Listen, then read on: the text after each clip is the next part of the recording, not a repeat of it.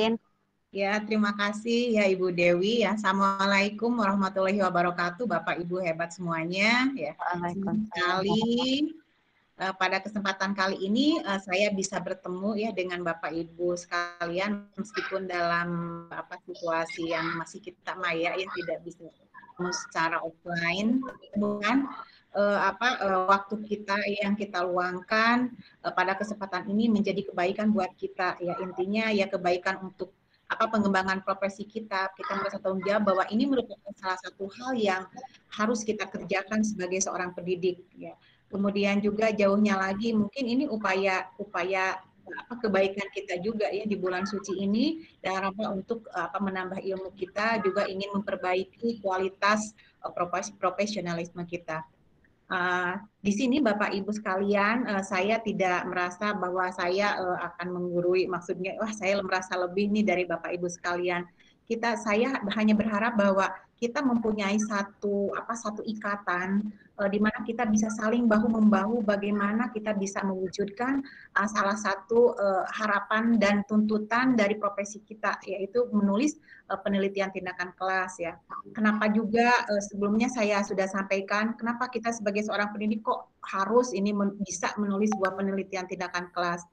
Intinya ketika kita menulis sebuah penelitian, kita ingin memperbaiki proses pembelajaran yang kita lakukan di dalam kelas. Dengan melakukan penelitian, kita akan menyadari di mana kelemahan dan kekurangan akan proses pembelajaran kita laksanakan di dalam kelas. Nah, apabila kita tidak menyadari, tidak melakukan hal ini, mungkin kesalahan yang kita lakukan terhadap siswa ya, ini akan berulang di tahun-tahun berikutnya juga gitu. Dan masih kualitas pembelajaran siswa seperti itu juga tidak meningkat. Diharapkan dengan kita melakukan suatu upaya ini akan berkontribusi baik terhadap proses pembelajaran yang kita jalankan di dalam kelas. Ya, ini saya pikir ini merupakan niat mulia Bapak Ibu sekalian ya untuk lebih mengoptimalkan tanggung jawab sebagai seorang pendidik. Dan di sini juga kita bersama-sama, kita tempat sharing saja di grupnya ya Bu Dewi, nanti kalau bisa kita ini berapa orang yang picknya kita menjadi forum untuk diskusi kita. Saya sebut saja ini menjadi forum diskusi ya, karena saya yakin Bapak Ibu sekalian juga sudah mempunyai basic pengetahuan mengenai apa itu PTK. Nah, kita sini tempat sharingnya boleh nanti kita bikin grup saja supaya lebih fokus lagi. Dan juga nanti waktu minggu kemarin, Jumat kemarin, saya pernah presentasi di Dinas Pendidikan Provinsi Jawa Barat. Saya juga akan sharekan video video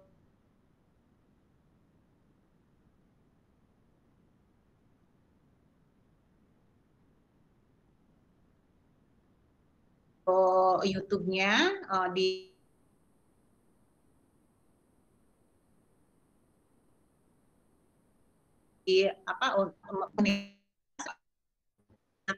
oh iya, ketika waktu itu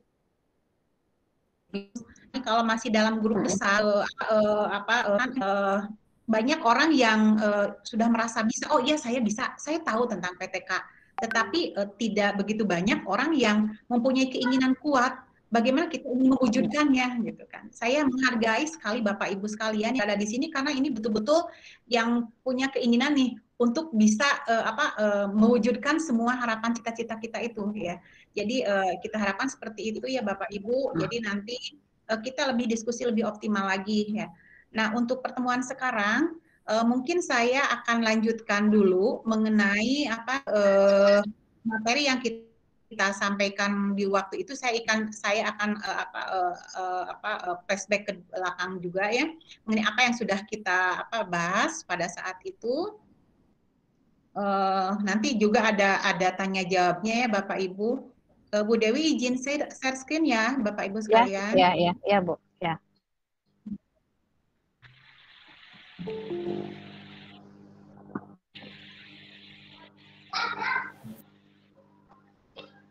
Sudah bisa Bu? Iya, lagi proses Bu, sebentar Bu.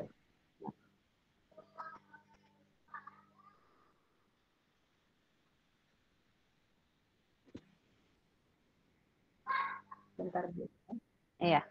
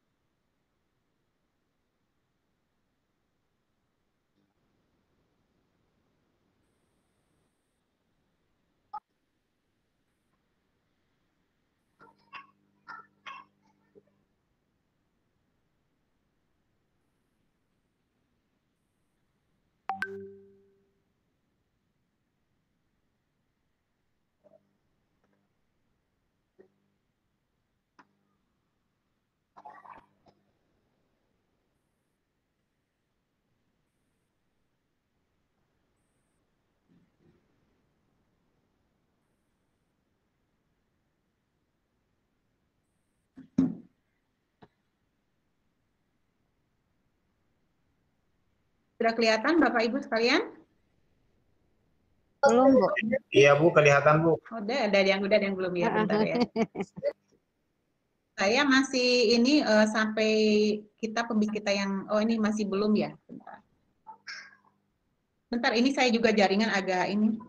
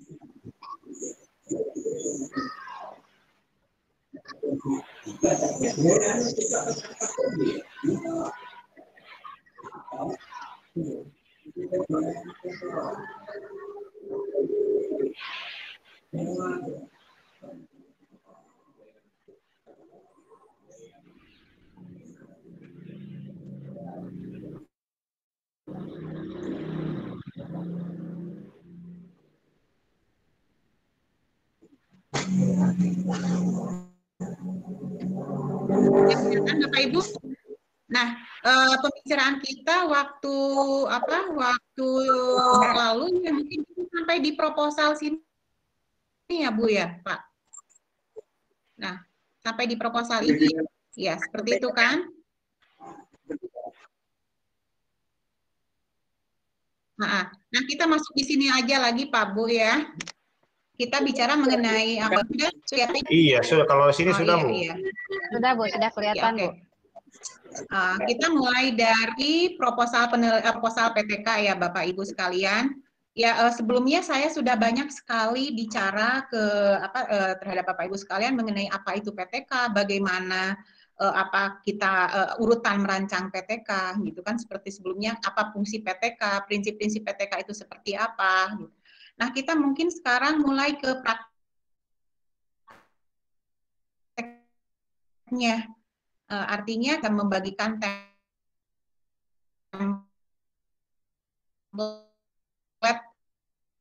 Nah, sekarang yang terpenting yaitu kita bicara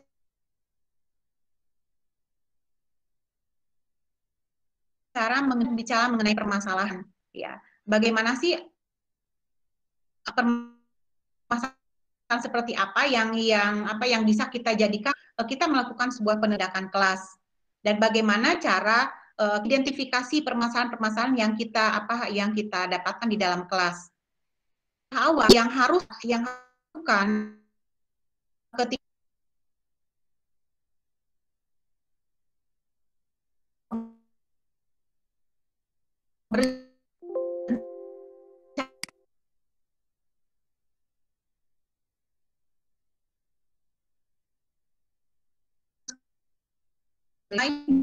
bahan yang kita identifikasinya bisa kita karena kita pada kesempatan kali ini kita akan fokus di cara menentukan permasalahan yang tepat untuk sebuah penelitian, dan juga nanti kita juga akan coba belajar bagaimana cara merumuskan sebuah judul yang tepat, sehingga ketika kita masalahnya sudah dapat, kemudian kita perkirakan obatnya juga sudah kita dapatkan, misalnya kita menggunakan strategi apa, kita diharapkan pada pertemuan kali ini Bapak Ibu sekalian sudah mendapatkan permasalahan, kemudian kira-kira yang mau dijadikan apa, nanti menentukan judulnya, dan diharapkan Bapak Ibu sudah memulai untuk membuat sebuah RPP-nya dan bisa melaksanakannya di dalam kelas, ya. Seperti itu. Kita bicara mengenai permasalahan dan landasan teori. Tapi saya akan melangkah ke seperti ini ke bawah karena Nah, seperti ini.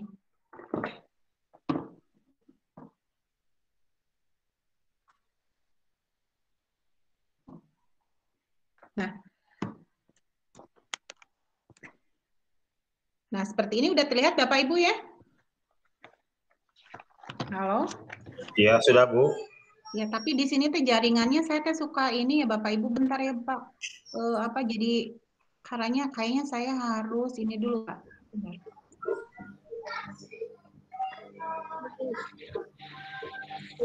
Saya harus off dulu kamera Pak, bentar.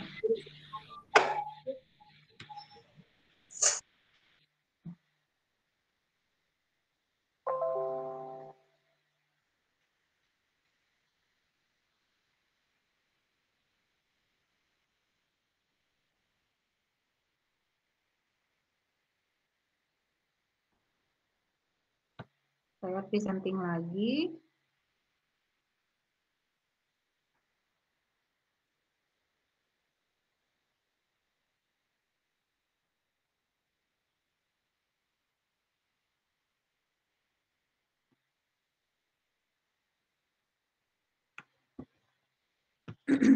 Nah, sudah terlihatkah Bapak Ibu? Sudah, Bu. Iya, oke. Nah, dalam menentukan latar belakang permasalahan yang kita hadapi di dalam kelas, kadang kita sebagai seorang pendidik ya Bapak Ibu belum peka ya, belum belajar peka di mana sih, di sisi mana yang siswa kita itu mendapat kesulitan, dan kadang permasalahan apa yang layak untuk kita bikin penelitiannya. Sebab apa? Ketika kita membuat sebuah penelitian, bagaimanapun kita juga harus pandai-pandai bagaimana cara menentukan permasalahan yang layak untuk kita bikin. Karena jangan sampai ketika kita sudah merencanakan, kemudian melakukan banyak hal, pas di tengah ternyata permasalahan yang kita putuskan tersebut ini mendapat kendala banyak ya, dengan berhubungan dengan penentuan teori-teori pendukungnya, penelitian sebelumnya. Jadi dan urgenitas daripada penelitian itu sendiri. Karena apa? Bagaimanapun ketika kita melakukan sebuah penelitian tindakan kelas, kita ingin itu penelitian kita buat itu bermakna buat anak-anak kita, kemudian bermakna juga buat rekan-rekan yang lainnya, sehingga kalau misalnya orang lain bisa melihat penelitian tindakan kelas kita, itu akan sangat bermakna. Jadi ini hal yang sangat urgen, yaitu ketika kita membuat sebuah penelitian itu kita bisa menentukan permasalahan apa yang layak untuk diteliti. Misalnya dalam interaksi pembelajaran. Nah, ini ada beberapa hal yang perlu kita garis bawahi di sini. Ketika kita ini di dalam interaksi pembelajaran misalnya siswa kurang aktif, misalnya seperti itu. Sebentar. Nah, misalnya siswa kurang aktif dalam diskusi kelas. Nah, itu juga bisa. Kenapa sih misalnya ketika saya mengajar di kelas ini misalnya ya, siswa itu kelihatan tidak begitu antusias mengikuti proses pembelajaran kita. Nah, itu juga bisa kita dijadikan awal daripada permasalahannya, dan kita nanti kemudian bila diberikan pertanyaan misalnya, siswa mau mengangkat tangan namun jawabannya juga menyimpang. Nah, itu bisa dalam interaksi pembelajaran. Siswa misalnya mengalami kesulitan dalam menjawab soal-soal latihan, itu merupakan salah satu poin-poin contoh-contoh permasalahan yang kita bisa temukan ketika kita melakukan proses pembelajaran. Nah, adapun nanti misalnya untuk ketika kita menghadapi siswa kita kurang aktif nih dan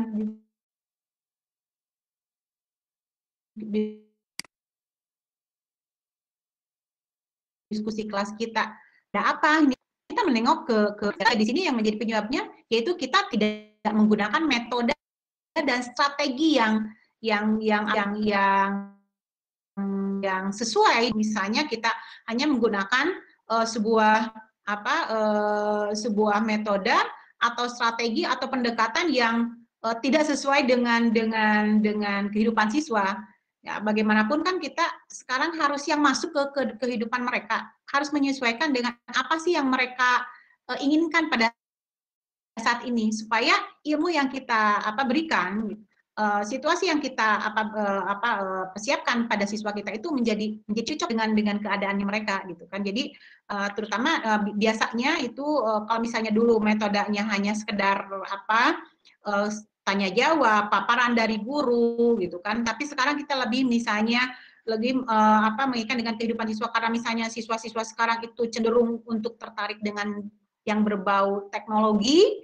Tidak salahnya kita mencoba untuk menggunakan strategi tersebut. Media juga ini sangat berpengaruh terhadap aktivitas siswa di dalam kelas. Makanya di sini Bapak Ibu, ketika kita mendapat permasalahan, misalnya kita juga harus pandai-pandai juga nih kira-kira mengikuti update terbaru dari metodologi, kemudian strategi, pendekatan, apa yang sesuai dengan kebutuhan siswa pada saat ini. Nah, seperti itu ya Bapak Ibu. Kemudian berkaitan dengan prestasi belajar juga, ini bisa merupakan bahan kajian, bahan permasalahan yang bisa kita jadikan sebagai langkah awal untuk kita membuat sebuah penelitian. Misalnya nilai yang didapat siswa dalam pelajaran tertentu kurang memuaskan, misalnya, atau rendahnya kualitas tulisan siswa. Misalnya kalau kita di bahasa Inggris ya Bu ya, misalnya kan yang menjadi permasalahan besar kita sebagai guru bahasa Inggris ketika kita menemukan tulisan siswa-siswa kita yang tidak optimal. Misalnya baik dalam penggunaan kata-katanya yang sangat minim, yang tidak berterima dengan standar bahasa Inggris yang benar, penggunaan grammarnya juga yang belum betul gitu kan, kemudian tulisan siswa yang sangat pendek. Itu merupakan permasalahan yang sangat krusial yang ada dalam menulis. Dan saya pikir kalau misalnya ini kita hanya mungkin selama ini ya tulisan siswa saya itu pendek sekali dan juga tidak begitu bagus. Kita hanya menyalahkan siswa misalnya, makanya kalian belajar dengan benar gitu. Makanya kalian banyak baca, mungkin anak-anak tuh bingung juga, benar tuh yang seperti apa. Nah, makanya kita membantu mereka dengan melakukan sebuah penelitian dan menunjukkan bagaimana belajar yang benar itu. Jadi tidak hanya sekedar blaming ke siswa, tetapi kita berupaya mencari tahu ya apa sih kelemahan dari proses pembelajaran yang kita lakukan. Dan tentunya di sini juga ini upaya guru ketika kita mendapatkan kesulitan, kita juga banyak-banyak membaca literatur. Artinya penelitian yang orang sudah lakukan gitu kan. Nah, ketika kita misalnya tadi mendapatkan tulisan siswa kita yang rendah ya, kita mungkin membaca berbagai jurnal ya, penelitian-penelitian orang tentang menulis. Ya mungkin aja kita bisa adaptasi seperti itu. Tapi tentunya atau misalnya bisa juga Bapak Ibu membaca banyak literatur sehingga itu bisa dijadikan sebagai acuan untuk salah satu solusi nanti dalam proses pembelajaran kita. Nah, seperti itu. Kemudian ada lagi siswa pintar sering mendapatkan nilai rendah. Kenapa ya? Misalnya anak ketika dia berdiskusi di dalam kelas atau misalnya melaksanakan proses pembelajaran, itu cukup aktif. Tetapi ketika pas masuk di tes misalnya ya, ada sebagian siswa yang memang kurang begitu memuaskan, tidak sesuai dengan komunikasinya, aktivitasnya dia, keaktifannya dia di dalam kelas. Nah, itu juga bisa juga sebagai salah satu bahan untuk dijadikan penelitian. Nah, itu ya. Kemudian disiplin belajar.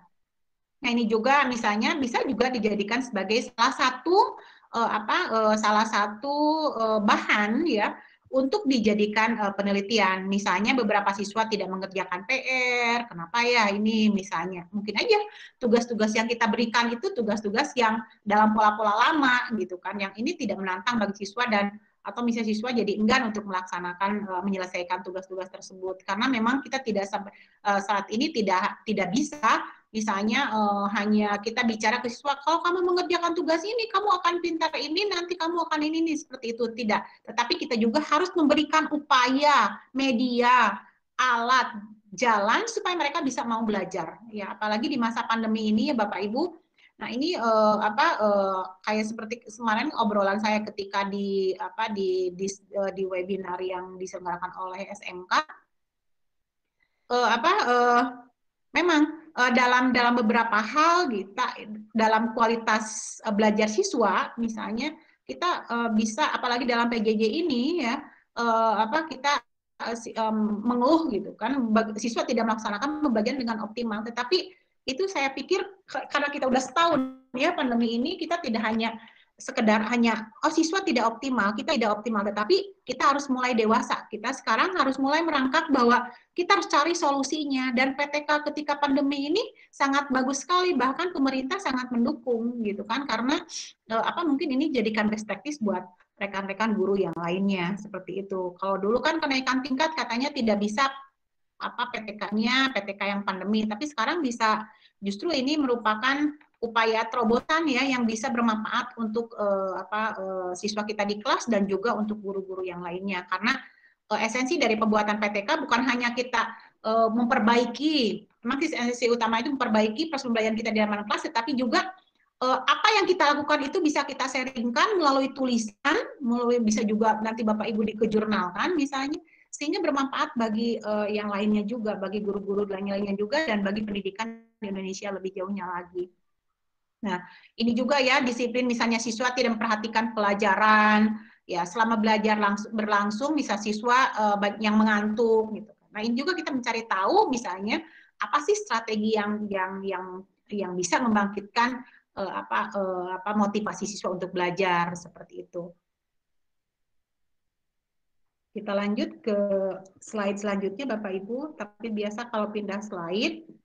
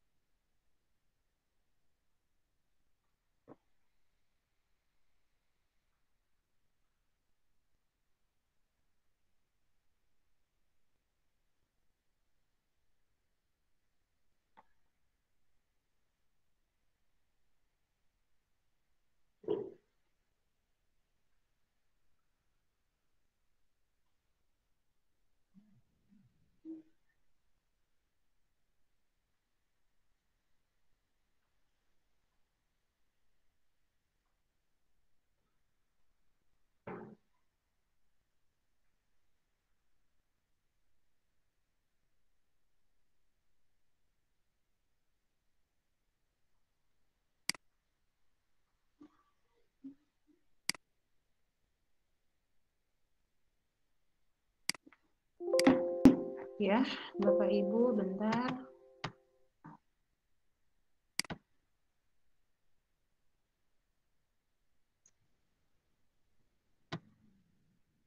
Nah, kesimpulan dari latar belakang masalah Bapak Ibu ya, di sini mulai dari berangkat dari fenomena permasalahan. Artinya di sini dalam proses pembelajaran di dalam kelas ya, itu betul-betul itu menggambarkan tentang garis besar dari apa yang kita akan teliti. Jadi artinya masalah yang kita nanti tentukan itu merupakan masalah yang betul-betul urgen, yang akan kita teliti ya, sehingga itu ada nilai kemanfaatannya. Ya, jadi bukan hanya ini masalahnya yang, jadi kita ingin kan kalau ketika seorang guru melakukan sebuah penelitian itu biasanya 1 tahun 1 kali, ya itu 1 tahun 1 kali. Kalau misalnya materi yang diangkatnya tidak begitu urgen gitu kan, jadi sayang, karena kan ketika seorang guru melakukan penelitian itu minimal 3-4 bulan dia menyelesaikannya. Jadi kita mengangkat tema yang memang masalah yang sangat urgen. Nah, kemudian masalah harus ditunjang dari data awal permasalahan yang memperkuat terhadap masalah yang ditetapkan. Ini maksudnya Bapak Ibu, ketika kita mendapatkan misalnya tadi ya, saya kemukakan masalahnya tentang rendahnya kemampuan menulis siswa. Nah, data awal apa nih yang bisa kita jadikan ini layak untuk kita bikin penelitiannya? Data awalnya di sini maksudnya Bapak Ibu bisa melihat jurnal-jurnal atau penelitian-penelitian yang orang sudah lakukan, misalnya tentang menulis. Nah, kan ini mungkin karena ini yakin bahwa yang kita temukan di dalam kelas permasalahan itu bukan hanya kita, tetapi orang lain juga, dan orang lain bisa saja sudah melakukan sebuah penelitian sebelumnya.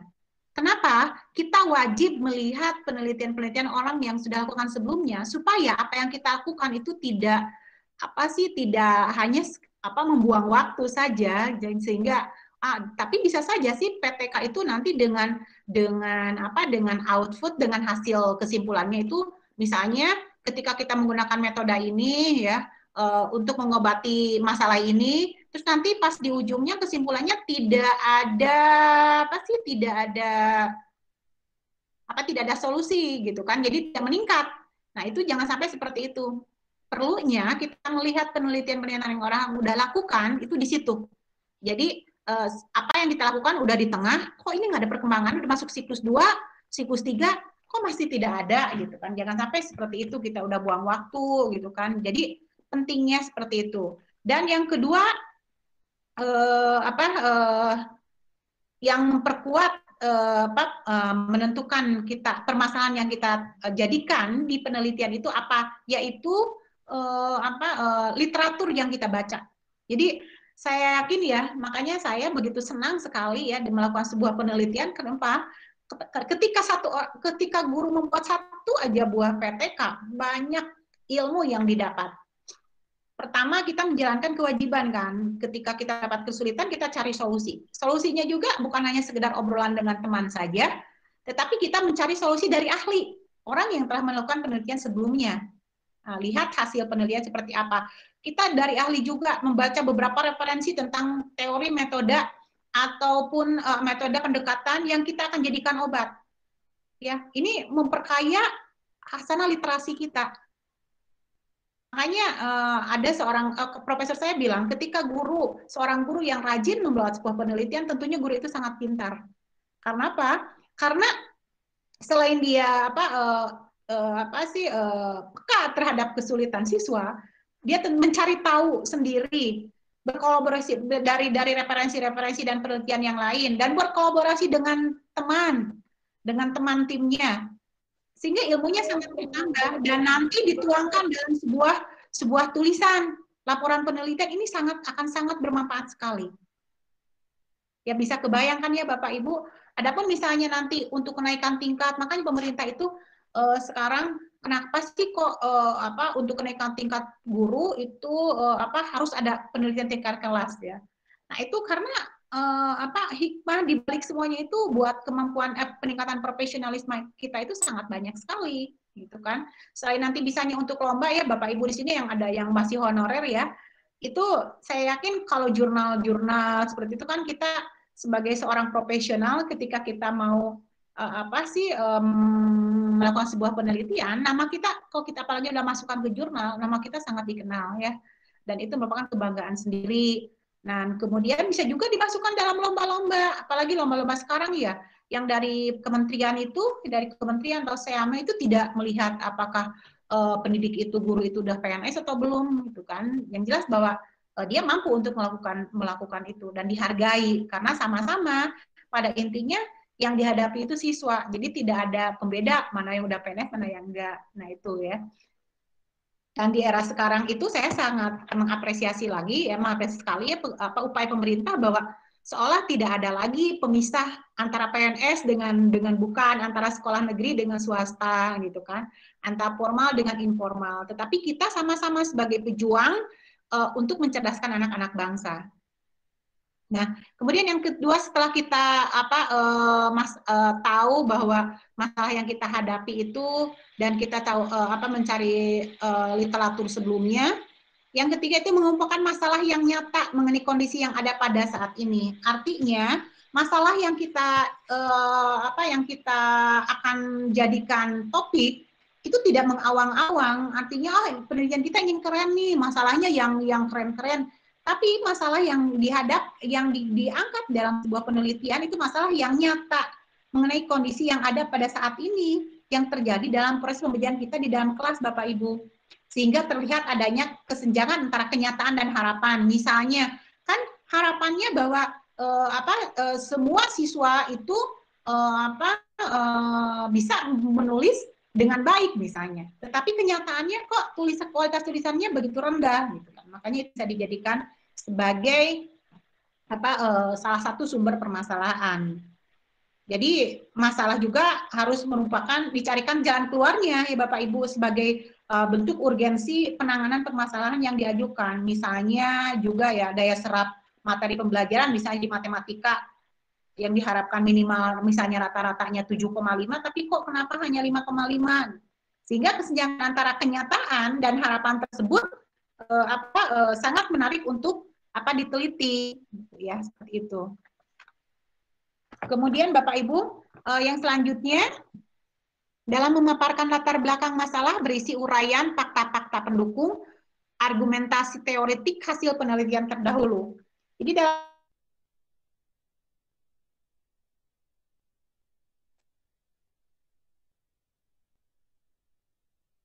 misalnya nanti ketika Bapak Ibu mulai menulis ini ya diperuntukkan ketika mulai menulis sebuah laporan penelitian misalnya ya fakta pendukungnya apa? Misalnya tulisan siswa rendah gitu kan. Kemudian kenapa sih misalnya kajian itu dijadikan permasalahan misalnya di menulis di writing ya. Misalnya kenapa sih itu? Karena itu merupakan dikemukakan juga itu salah satu materi, salah satu topik yang wajib dilalui diketahui oleh siswa sesuai dengan kurikulum. Nah, itu juga harus dikemukakan nanti. Karena kita tidak mungkin menentukan masalah kalau masalahnya itu tidak sesuai dengan yang tertera materi yang tertera di kurikulum kita. Jadi urgenitasnya dan kontribusi terhadap penyelesaian penguasaan kurikulum yang dicanangkan pemerintah itu menjadi hal yang pokok. Seperti jadi kita masalah nggak usah cari-cari masalah yang lain, tetapi masalahnya yang betul-betul menunjang penyelesaian kurikulum dan menuju tujuan pembelajaran yang lebih bagus lagi. Nah, seperti itu ya Bapak Ibu. Kemudian di slide selanjutnya, sebentar ya Bapak Ibu, kenapa ya?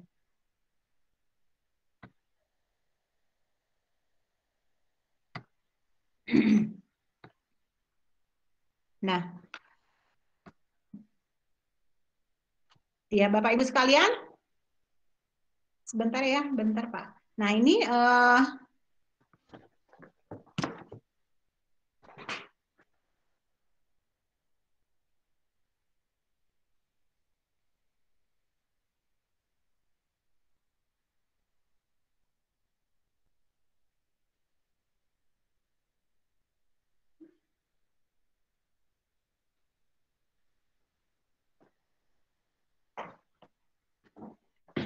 nah, di sini pegangan dalam menyusun permasalahan. Jangan mulai misalnya permasalahan ya yang tidak mungkin guru sendiri menyelesaikannya. Artinya tentunya kita makanya tadi saya sampaikan bahwa ketika kita mendapatkan permasalahan kita lihat kemungkinan untuk solusinya. Kalau misalnya ini kira-kira berat gitu kan dan menghabiskan waktu karena ini berkenaan dengan waktu juga ya. Ini juga harus dipertimbangkan. Makanya kita lihat karena PTK itu maksimal 4 bulan, 3 bulan itu untuk 3 bulan itu yang cocok ya untuk penulisan. Jadi sebulan kita berobservasi di dalam kelas, kemudian sebulan kita nanti untuk menulis laporan penelitiannya seperti itu. Jadi jangan mulai dengan permasalahan yang tidak mungkin guru itu sendiri bisa menyelesaikannya. Makanya penting kita melihat penelitian sebelumnya. Misalnya saya misalnya gini ya Bapak Ibu, ketika saya membuat sebuah PTK yang tadi menulis itu, kemudian saya metodenya saya menggunakan mind mapping misalnya. Saya membaca berbagai jurnal tentang mind mapping yang ada hubungannya dengan peningkatan kualitas tulisan siswa. Berbagai jurnal, berbagai penelitian yang orang sudah lakukan saya baca. Supaya apa yang saya lakukan itu tidak mubazir gitu kan. Udah ngeluangin waktu, tapi tidak ada kontribusinya buat perbaikan populasi pembelajar kita dalam kelas. Saya baca berbagai referensi tentang mind mapping tersebut.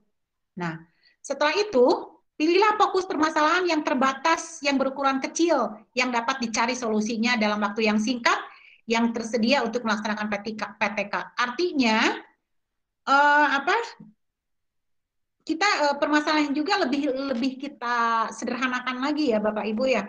Jangan misalnya kita begini, kan tadi misalnya saya menulis, kan menulis itu di bahasa Inggris cakupannya bisa ada menulis itu ada descriptive text, ada report text, ada recount text, ada ada naratif text, ada procedure text. Kita lebih sederhanakan lagi, kira-kira nih di semester ini saya memerlukan kajiannya di materi mana yang menulis itu. Mungkin misalnya di bagian di report text misalnya. Kita tentukan aja misalnya ya ketika kita udah mendapatkan obatnya ya. Misalnya saya tadi mind mapping. Ini kajiannya menulisnya di bagian menulis mana nih? Kalau misalnya kelas 9 sekarang kan ada report text. Oh, udah di report text saja gitu kan. Jadi Bapak Ibu juga kalau sekarang mau mulai menentukan permasalahan di kelas di kelas yang kita sedang ajar pada semester ini. Seperti itu ya. Misalnya kalau sekarang ada report text, misalnya saja di report text ini permasalahannya emang kualitas tulisan siswa di tahapan awal itu sangat rendah di menulis report, di text report itu. Makanya saya coba setelah saya membaca beberapa jurnal, kemudian penelitian orang gitu ya, Bapak Ibu. Nah, saya menggunakan teknik mind mapping. Oke, jadi nanti saya sudah bayangkan bahwa saya untuk judulnya ya penggunaan teknik mind mapping untuk meningkatkan kemampuan menulis text report siswa. Misalnya di kelas 9 apa, misalnya sekolah saya SMPN Negeri 2 Garut. Nah, seperti itu. Jadi kita tidak hanya sekedar melakukan penelitian, tetapi betul-betul apa yang kita lakukan itu bermakna meskipun dalam skup yang kecil. Kemudian pilihlah fokus permasalahan yang penting untuk diselesaikan oleh guru atau peserta didik. Artinya yang betul-betul urgen sesuai dengan permasalahan yang ada pada kurikulum. Karena kan intinya ketika guru melakukan sebuah penelitian itu untuk perbaikan proses pembelajaran di dalam kelas. Ya. Nah, seperti itu. Jadi yang penting itu artinya yang sesuai dengan kurikulum. Artinya KD yang ada pada kurikulum yang kita dapatkan. Yang sesuai pada semester itu misalnya ya. Nah, kemudian bekerja sama kolaboratif dengan mitra sejawat guru dalam penelitian. Artinya kita tidak sendiri. Makanya ini bagusnya itu PTK itu ketika kita udah baca banyak gitu kan. Baca pendapat-pendapat ahli, penelitian ahli, kita juga berkolaborasi dengan teman. Nah, sehingga di situ kita ada teman untuk diskusi minimal 3 orang. Seperti dulu saya udah bilang bahwa di PTK itu ada peneliti utama, misalnya yang melakukan kemudian ada juga yang melakukan observasi di kelas. Ada yang menulis di instrumen observasinya, mengisi itu, membuat videonya. Kemudian setelah kita melakukan observasi di kelas, kita refleksi bareng-bareng dengan rekan tim peneliti tersebut. Kemudian kalau misalnya kita bisa menentukan langkah selanjutnya. Jadi betul-betul ini ketika kita berhasil membuat sebuah penelitian, semua kolaborasi yang digaungkan oleh pemerintah kita sekarang kita laksanakan juga ya.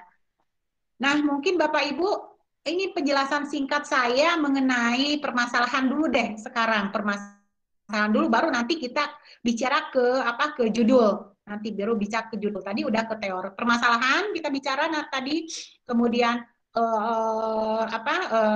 mengerucut ke landasan teori dan penelitian sebelumnya. Nah, gitu. Kemudian kita bicara juga mengenai urgenitas kita melakukan penelitian. Jadi materi apa sih yang kita layak untuk diteliti, yaitu sesuai dengan kurikulum, karena itu memang yang kita butuhkan pada saat ini, dan juga kolaborasi seperti itu. Nah, Bapak Ibu, sebelum saya lanjut ke sesi selanjutnya, yaitu saya inginkan ya di pertemuan kali ini Bapak Ibu sudah punya masalah. Jadi nanti pas selesai ini Bapak Ibu sudah punya masalah, dan setelah itu Bapak Ibu mencari referensi yang tadi saya sampaikan. Bapak Ibu melihat penelitian sebelumnya, kemudian mencari teori-teori pendukung sehingga itu bisa dijadikan obat untuk mengatasi masalah tersebut. Dan minggu depan, Jumat depan ya, saya inginkan Bapak Ibu sudah punya permasalahan dengan obatnya. Misalnya tadi saya permasalahannya menulis ya, rendahnya menulis kualitas tulisan siswa. Obatnya dengan mind mapping dan judul. Nah, seperti itu. Nanti setelah ini kita bahas mengenai judul ya Bapak Ibu ya. Jadi punya itu, dan nanti langsung dibuat RPP. Sehingga 2 minggu ini Bapak Ibu sudah bisa masuk kelas, langsung misalnya 2 kali pertemuan aja. Bapak Ibu jangan lama-lama ya, jangan banyak-banyak, karena kita kan sekarang mau UAS ya, mau yang kelas 8, yang bukan kelas 12 atau kelas 9, itu masih dilaksanakan. Jadi minggu depan itu Bapak Ibu sudah punya permasalahan dengan obatnya dan ditentukan RPP-nya. Ya, seperti itu. Sebentar Pak Ibu. Dek.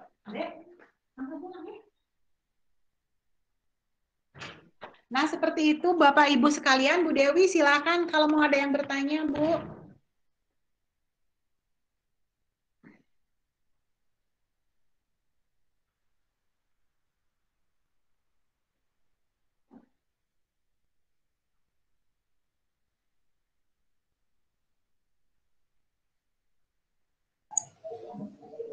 Bu Dewi terpental keluar. Oh gitu ya Pak? Aduh, kenapa ya Bu Dewi? Padahal dia ininya ya. Padahal dia host kan? Iya. Sebentar. Kenapa ya? Bentar, Bu Dewi terpental ya.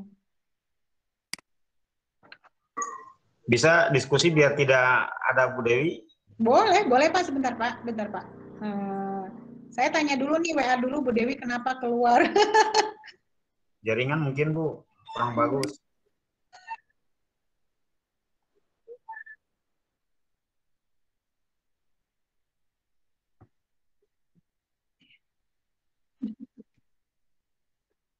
Oh gitu ya Bu ya? Suara sayanya gitu Bu?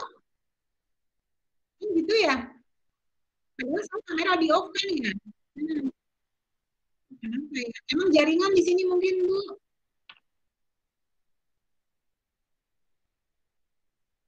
Iya boleh sebentar Bu, saya siapkan. Dewinya.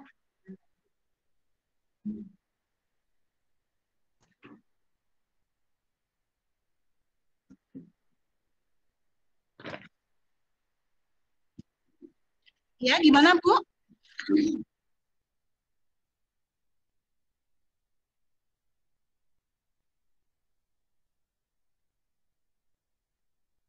Ya.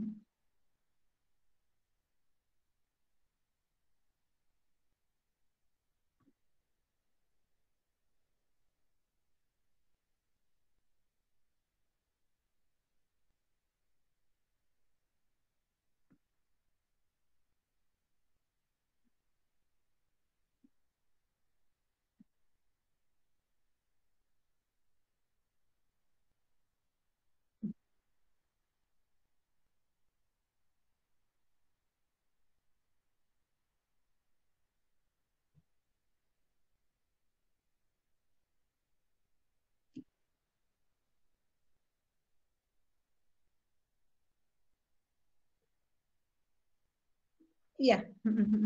Iya. Jadi audio ya sebagai solusi ya.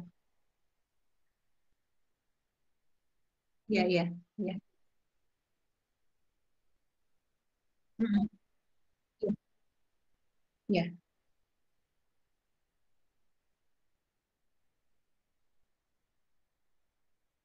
Iya. Ya, Ibu tuh aja Bu pertanyaannya. Ya, oke. Terima kasih ya Bu ya. Saya coba jawab ya Bu ya. Nah, bolehkah kita misalnya kolaborasi dengan mata lain? Nah, begini Bu, kan ketika kita membuat sebuah tim ya Bu ya, tentunya kita tidak hanya mau ikut serta ada teman untuk berdiskusi, tapi teman yang kita nanti bisa diajak diskusi itu teman-teman yang betul-betul bisa berkontribusi. Misalnya gini kan ketika kita setelah melaksanakan observasi di dalam kelas, eh, ketika kita sudah melakukan observasi di kelas, tentunya kita melakukan refleksi, Bu. Nah, refleksi itu kan dengan ini ya, Bu ya. Apa sih yang refleksi itu dari proses pembelajaran yang kita lakukan.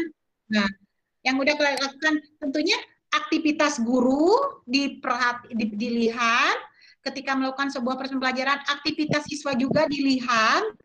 Kemudian metode atau media atau strategi yang kita gunakan juga ditelah kembali. Nah, kemudian kontribusinya terhadap materi pembelajaran yang kita lakukan di dalam kelas juga kita lihat. Nah, kalau misalnya itu gurunya bukan guru yang yang ini dengan kita, kecuali kalau misalnya kita tim ya, kalau misalnya tim kan kalau STEM sekarang collaboration itu dengan Mapel IPA misalnya ya, dengan seperti halnya saya kemarin kan saya sekarang lagi membuat sebuah penelitian di kolaborasi dengan Mapel IPA Matematika dan IPS yang kebetulan penelitian saya itu diapresiasi sama Seameo ya, dan alhamdulillah mendapatkan hibah penelitiannya untuk sampai November ini. Saya dengan guru IPA, guru IPS, dengan guru matematika. Ya, Bapak Ibu, bisa saja seperti itu. Tapi outputnya nanti yang dihasilkannya, saya itu keterampilan membuat biodegradable plastik dengan menggunakan pendekatan PJBL, Project Based Learning. Nah itu, saya bisa seperti itu kalau mencakup juga mapel lain, kolaborasi dengan mapel lain. Nah, jadi timnya itu tapi kalau misalnya hanya bidang kita saja, misalnya Ibu di matematika, tidak melibatkan mapel lain, saya pikir nanti minimal lah 2 orang lah Bu ya. Sebab apa? Yang samanya gitu. Karena apa? Karena kita kan tentunya Ibu yang dilihat nanti termasuk metode dan strategi dalam matematikanya itu. Jadi adalah 2 orang yang satu mapelnya itu, tetapi nanti untuk kajian secara umum bisa saja Ibu menambahkan teman yang di luar mapel, seperti itu Bapak Ibu. Tapi kalau misalnya seperti penelitian yang saya sedang buat sekarang, collaboration research, jadi saya karena itu melibatkan mapel IPA, matematika, IPS, itu rekan gurunya itu yang seperti itu, matematika, IPA, IPS, seperti itu Ibu. Nah kemudian, Ibu kan mencoba membuat alternatif dengan menggunakan voice note ya Bu ya? Voice note yang dari WA itu ya. Nah, kan pesan suara maksudnya yang dari WA. Lihat di penelitian sebelumnya tidak ada ya Bu ya. Itu pesan suara nanti masuknya kemana? Ke audio. Ibu udah bagus sekali. Ya itu kan, jadi kan itu audio, termasuknya ke media ya. Audio yang digunakan ini untuk meningkatkan misalnya, mengoptimalkan misalnya pembelajaran dalam materi apa, bisa saja Bapak Ibu. Tapi nanti di kajian teorinya ada juga paparan penjelasan bahwa audio yang Ibu gunakan itu audio yang ini yang lebih spesifik, misalnya ke perusahaan yang ada di WhatsApp seperti itu. Gitu ya, jadi ada penjelasan yang lebih spesifiknya lagi. Ya, iya. Seperti itu Bapak Ibu ya. Jadi Ibu begini, Jumat depan ya Ibu udah bagus, udah ada itunya. Saya harapkan kita Ibu udah bisa hari ini udah bisa menentukan permasalahannya apa, kemudian obatnya juga apa, dan kemudian Ibu bisa langsung membuat judul ya Bu ya. Nanti setelah ini saya akan bahas mengenai bagaimana cara membuat judul yang yang berterima, yang bisa kita gunakan dalam penelitian kita. Ya, seperti itu ya. Ibu bagus ya. Ibu ini sama Ibu siapa? Ibu mohon maaf ya Bapak Ibu sekalian, kita kan di sini kita bahu-membahu ya, ingin mewujudkan bahwa 4 bulan ke depan kita punya produk PTK kita. Jadi kayaknya tiap minggu kita akan ada hal yang harus kita kerjakan. Seperti minggu sekarang, Bapak Ibu punya masalah, punya judul, dan merancang rencana pembelajarannya. Jika Jumat depan kita Bapak Ibu sekalian bisa memberikan 3 hal tersebut terhadap saya. Jadi kita bisa diskusikan sama-sama, ya seperti itu. Silakan Bapak, ada lagi Ibu yang mau ditanyakan? Ya, Bu. Ya, gimana Pak? Ya, oke. Iya, gimana Pak? Iya, gimana Pak? Suaranya agak putus-putus ya Pak ya? Begitu. Ya. Assalamualaikum warahmatullahi wabarakatuh. Waalaikumsalam warahmatullahi wabarakatuh. Jadi gini, ini kan untuk PTK saya ada penjelasan sebelumnya karena kita juga sebenarnya belum ada penjelasan khusus untuk membahas PTK sebenarnya sebelumnya. Kalau penelitian yang biasa atau yang semi murni itu sudah pernah kita lewati secara langsung, dan itu semua itu dengan bimbingan dengan dosen kita saat itu. Nah, sekarang ketika kita dituntut harus membuat PTK, jadi saya juga kadang-kadang bingung untuk menentukan misalnya masalah kan banyak sekali. Misalnya salah satu masalah ketika kita mengajar, kan ada apakah kita monoton mengajar dengan metode ceramah, kan sebenarnya ceramah semua. Kita menggunakan media PowerPoint misalnya untuk membantu karena siswa merasa kesulitan misalnya, atau siswa memang tidak punya buku atau sangat kurang bukunya siswa misalnya. Nah, ini terbukti ketika misalnya saya mengajar, ketika saya mengajar, siswa itu susah menerima materi. Nah, selanjutnya itu terlihat dari ketika kita mengadakan kuis atau ulangan misalnya per KD. Nah, kira-kira kalau model seperti itu kita mau ingin bikin PTK, gimana Bu ya? Oke, jadi singkatnya Bapak, sebentar ya Pak. Boleh ini Pak, diringkas lagi Pak, mohon maaf.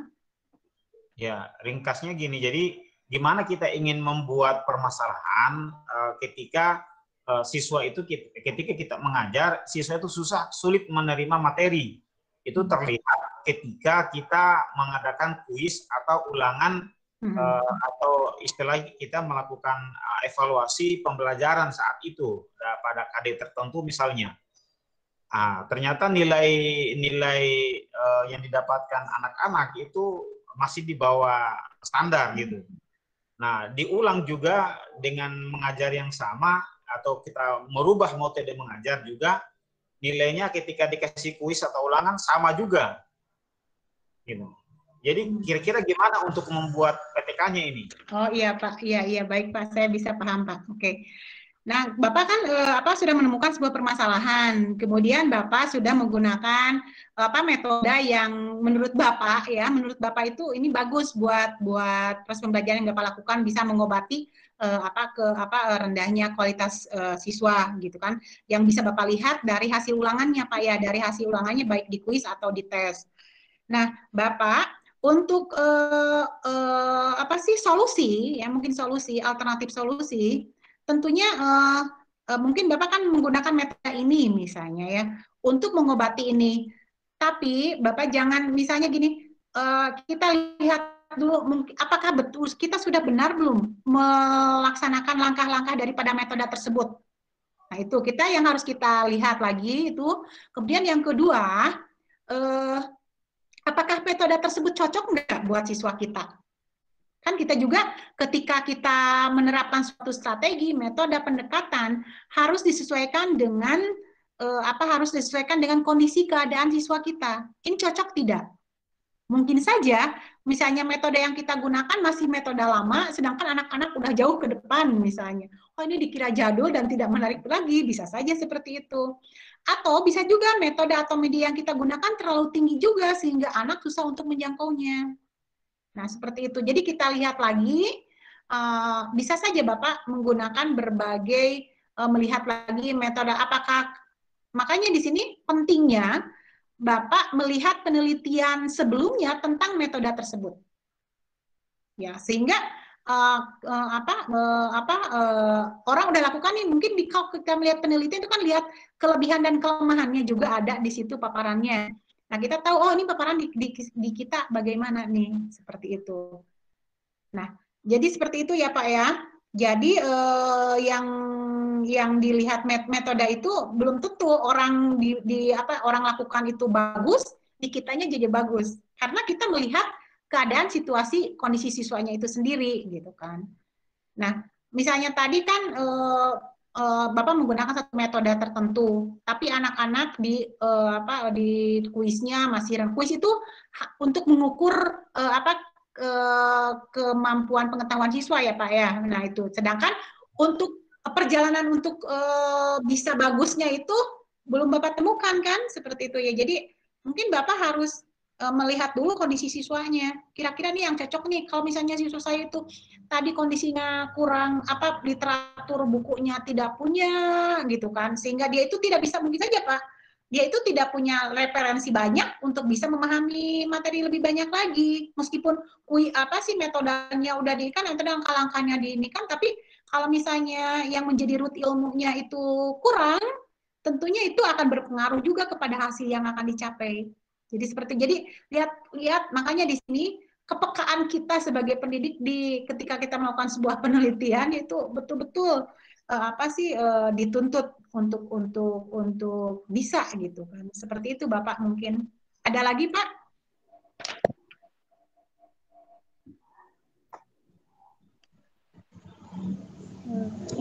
Assalamualaikum. Waalaikumsalam, iya Bu. Boleh mengajukan pertanyaan? Boleh Bu. Oke. Baik. Begini, yang pertama, kira-kira berapa jumlah siswa yang harus kita maksudnya gini, ketika kita melakukan PTK, apakah ada batas jumlah siswa sehingga kita harus melakukan tindakan tersebut? Misalkan dalam satu kelas, ini kebetulan di sekolah saya itu rombelnya ada tiga rombel, jadi satu kelas misalkan kelas 6 itu ada 3 kelas A, B, dan C. Dan mungkin saya ambil contoh dari kelas C ya, itu kebetulan ada satu siswa saya yang ketika saya minta untuk melakukan praktek, itu pronunciation, kebetulan saya mengajar bahasa Inggris, jadi cara pengucapannya, karena anak-anak itu dapat pelajaran bahasa Inggris dari kelas 1 sampai kelas 6. Ketika mereka mau selesai, tapi untuk penguasaan pronunciation itu saya lihat kemarin tuh saya baru terkejut seperti membaca gitu. Kurang ya, saya anggap seperti anak kelas 1. Jadi saya kaget. Jadi apakah ini masalah saya yang harus saya tuangkan dalam penelitian ini? Atau juga ada beberapa masalah juga yang saya hadapi, yaitu anak-anak jarang mengumpulkan PR gitu. Terima kasih Bu Atin, mungkin bisa menjawab. Oh iya. Nah tentang pronunciation ya Bu ya, yang kurang bagus ya mungkin ya, itu bisa dijadikan boleh Bu, tapi nanti masuknya di kajiannya di speaking mungkin ya Bu ya. Bisa itu juga dijadikan permasalahan yang, karena kan kita mungkin tidak terlepas, kalau sebagai guru bahasa itu tidak terlepas dari keterampilan listening. Nah itu bisa juga listening, kemudian reading, kemudian speaking dan writing, dan di pronunciation itu maksudnya juga nanti ke speaking ya Bu Ibu. Itu bisa Ibu dijadikan permasalahan ya Bu ya. Dan untuk untuk kelasnya, batasan kelasnya itu minimal 1 kelas Bu. Jadi saya kan apalagi di sini perlu spesifiknya 1 kelas saja Bu yang dijadikan sampelnya. Kalau misalnya kita terlalu banyak ya 3 kelasnya, nanti Ibu menganalisisnya susah gitu ya. Jadi 1 kelas saja Bu yang dijadikan ya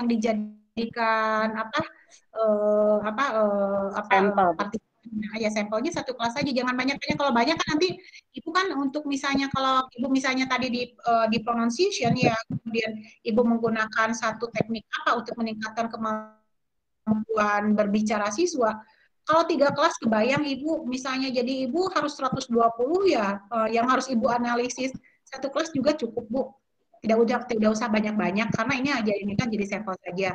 Tapi nanti dikemukakan juga kenapa kelas itu Ibu pilih ya. Alasannya misalnya karena kebetulan kelas itu adalah misalnya kelas yang memang kemampuan speakingnya atau pronunciation-nya yang terendah, seperti itu Ibu. Ya, ada lagi Bu? Ya, insya Allah mungkin ini saya jadikan salah satu masalah. Ya. Tinggal di obatnya ya Bu Atin ya. Ya, nah tinggal Ibu ini obatnya sekarang. Berarti masalahnya, jadi tadi misalnya masalahnya itu rendahnya kemampuan pronunciation siswa gitu ya Bu ya. Dalam materi apa misalnya. Ya kan itu mah keterampilan ya Bu ya. Kayak tadi Ibu saya kan gini, penggunaan teknik mind mapping untuk meningkatkan kemampuan menulis teks report siswa. Nah, menulis itu adalah salah satu keterampilan bahasa, di keterampilan bahasanya. Sedangkan teks report itu salah satu materi yang harus dikuasainya. Nah, sedangkan masalahnya itu menulis. Jadi nanti kalau Ibu ini kan untuk menentukan judul, jadi masalahnya tercermin di judul itu, kemudian obatnya juga tercermin ya, seperti tadi saya mind mapping, kemudian materinya juga tercermin, kemudian metodologinya juga di mana, kapan di mana penelitian dilakukan juga tercermin di judul penelitian. Misalnya tadi saya penggunaan teknik mind mapping untuk meningkatkan kemampuan menulis teks report siswa di kelas 9C SMP Negeri 2 Garut. Jadi Ibu kalau misalnya Ibu tadi misalnya penggunaan metode apa untuk meningkatkan kemampuan berbicara siswa misalnya pada materi apa harus jelas juga Bu. Karena ketika seseorang bisa berbicara itu mungkin kan tidak global kan, tetapi dalam materi apa misalnya tuh. Dalam introduction, dalam apa tercermin juga itu materinya Bu. Di kelas berapa itu ya, di sekolahnya di mana, seperti itu Bu. Jadi materinya harus tercermin juga. Ya. Ya begitu Bu. Ada lagi? Iya Bu. Bu. Iya, waalaikumsalam. Yang mana dulu nih Bu? Halo, ya, siapa? Dulu aja. Bu Sufi dulu aja. Ini pertanyaan tadi yang untuk Jumat depan mencari permasalahan dan obatnya. Kemudian Ibu tadi kan mengatakan harus ada RPP. Apakah ini RPP yang dimaksudkan ini untuk materi seperti text report, ada RPP yang kita tuliskan, ataukah kalau seandainya berkaitan dengan interaksi pembelajaran, disiplin belajar dan juga berkaitan prestasi belajar, apakah harus ada RPP-nya juga ini? Takutnya di pemahaman mengenai RPP-nya takut fokusnya ke rencana pelaksanaan pembelajarannya itu Bu tentang materi saja gitu. Maksud RPP di sini gimana Bu? Mohon penjelasannya Ibu. Oh iya, nah untuk kan ini RPP merupakan satu langkah ya Bu ya yang harus kita laksanakan untuk melihat perkembangan daripada upaya yang kita lakukan di dalam kelas tersebut. Itu tercermin di RPP Bu ya. Itu tercermin di RPP. Ya tetap aja Ibu harus membuat RPP-nya. Nah, cuman di sini Bu saya juga perlu kemukakan bahwa untuk melihat disiplin siswa, ini belajar siswa, ini kadang juga ini PTK yang belum pernah saya lakukan dan waktu kemarin di jurnal saya mengikuti workshop penulisan jurnal di kementerian, emang ya untuk melihat motivasi siswa itu susah Bu. Susah, makanya kemarin ada ibu yang mau dari BP ya, mau ini saya kurang begitu paham di situ karena untuk mengukurnya itu kan kalau motivasi orang mah up and down ya Bu ya, itu susah ya. Bisa saja kita susah si anak tuh kita aja juga sama ketika moodnya lagi bagus kita sangat termotivasi, ketika tidak ya kita ini ya. Jadi itu harus ada instrumen khusus ya untuk melihatnya ya. Nah di sini tadi misalnya Ibu kan untuk meningkat disiplin belajar, ini merupakan permasalahan. Tapi kan untuk menciptakan disiplin belajar yang bagus dan menjadi misalnya habit yang bagus itu tentunya harus ada alat ya Bu ya. Harus ada upaya. Nah gitu ya, ada upaya. Nah mungkin upaya itu tercermin di RPP Bu. Oh iya. Nah itu tercermin di RPP misalnya begini. Siswa tidak memperhatikan pelajaran. Nah, ini ketika Ibu ngajar apa, Bu? Bahasa Inggris, Bu. Nah, oke. Siswa tidak memperhatikan pelajaran dalam misalnya materinya misalnya dalam proses pembelajaran di reading misalnya ya. Bisa saja siswa tidak memperhatikan pelajaran itu karena pola atau media atau strategi yang kita gunakan strategi yang jadul gitu kan, sehingga anak tidak termotivasi. Makanya kita menggunakan obatnya nanti Ibu misalnya ya. Jadi nanti dan itu tercermin di RPP yang Ibu bikin itu Bu. Ya misalnya kan misalnya penggunaan model pembelajaran X ya untuk meningkatkan kemampuan. Tetap Bu hasilnya itu Bu, kalau itu kemampuan misalnya speaking siswa kelas 9 kelas apa gitu, 9 apa seperti itu Bu. Jadi itu mah saya pikir kalau untuk disiplin saya garis bawahi ya Bu ya Bapak, itu merupakan upaya yang kadang nanti kita di instrumennya juga susah ya menginikannya. Mending kita fokus saya lebih menganjurkan ke Bapak Ibu untuk lebih fokus di kajian di hasil belajar aja Bapak Ibu. Nah itu supaya nanti dalam kan tadi di prinsip PTK inginnya kita memberi solusi pada permasalahan di dalam kelas. Kita kan tadi juga tidak boleh kita melihat mengungkap permasalahan yang memang kita di luar jangkauan kemampuan kita. Inginnya kan kita memperbaiki itu ya Bu ya. Jadi kita ambil aja tema-tema yang memang fakta, yang betul sederhana gitu kan, yang gitu. Nah seperti itu Bu mungkin. Apalagi bahasa Inggris Bu ngambilnya aja di 4 keterampilan itu aja Bu, di listening, di di reading, sama di writing itu aja seperti tadi ya, seperti itu Bu. Terima kasih Bu. Ya sama-sama Bu. Ada lagi Pak? Assalamualaikum Bu. Waalaikumsalam. Ya, ini saya bertanyakan kalau yang PTK yang umum itu kan kita belajarnya tatap muka ya Bu. Karena sekarang ini kita kan pembelajaran jarak jauh.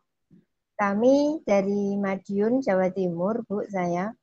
Sekarang pembelajaran kami itu di kelompok belajar. Di kelompok saya, jadi tidak tatap muka, tapi pembelajarannya lewat kelompok belajar. Kemudian, selain itu media kita yang kita gunakan, Bu, selain buku paket, kita menggunakan modul, Bu. Jadi dari MGMP Bahasa Inggris Kabupaten Madiun itu sudah mengupayakan untuk menyederhanakan materi itu menggunakan modul. Yang saya tanyakan, kalau saat ini saya ingin membuat PTK karena pembelajaran jarak jauh ini, sebaiknya saya menggunakan apa Bu? Kalau bisakah menggunakan yang STAT Bu? Boleh. Model STAT, ya. Kelompok belajar kan, saya mau di sini kelompok belajar, maka saya ingin mengambil STAT, Student Achievement. Iya. Itu kira-kira gimana Bu? Iya. Jadi Ibu ya, jadi kalau di daerah Ibu siswanya itu di kelompok belajar, tapi kelompok belajarnya banyaknya di kelompok belajar bagus sekali ya Bu ya, ketika PJJ-nya itu tidak bisa dilaksanakan dengan optimal ya. Ada alternatif lain bahwa siswa belajar di kelompok belajar tentunya dengan jumlah yang tidak banyak itu kan Bu ya? Iya, tiap kelompok belajar hanya 4 sampai 5 anak. Kami dari sekolahan itu membagi, Bu. Gitu ya. Jadi ya, siswa yang rumahnya dekat, yang jaraknya tidak terlalu jauh, kita jadikan satu kelompok. Ya, bagus. Kemudian kita, Bapak Ibu gurunya, itu setiap 3 hari sekali kita melakukan mentoring. Dilihatkan anak-anak itu mengerjakan tugas apa tidak. Nah, PTK yang kita buat kira-kira nanti apa gitu loh Bu. Iya. Mungkin Ibu Ibu mah lihat ke upaya Ibunya ya. Mungkin misalnya berarti kelompok belajar, kelompok belajar untuk sebagai upaya untuk meningkatkan optimalisasi, mungkin seperti itu ya Bu ya, proses pembelajaran ketika pandemi, nah itu, atau misalnya alternatif proses pembelajaran ketika pandemi. Nah, seperti itu bisa Bu, bisa Ibu gunakan nanti. Nah, untuk melihat optimalnya tidak itu dari apa, kan ketika misalnya sekarang PJJ dengan terbatasnya kemampuan siswa bisa melakukan daring misalnya ya, tetapi sekolah Ibu melakukan suatu upaya di kelompok-kelompok belajar tersebut, ada itu kan proses pembelajaran bisa berlangsung ya Bu ya.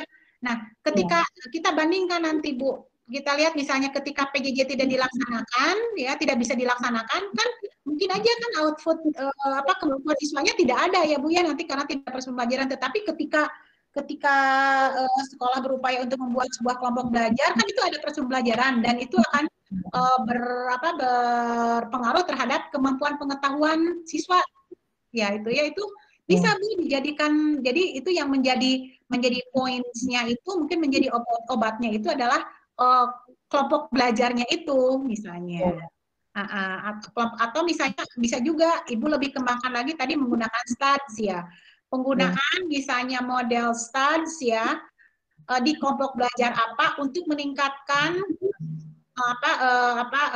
untuk meningkatkan kemampuan pengetahuan siswa di masa pandemi atau di masa pandemi. Bisa jadi seperti itu Bu.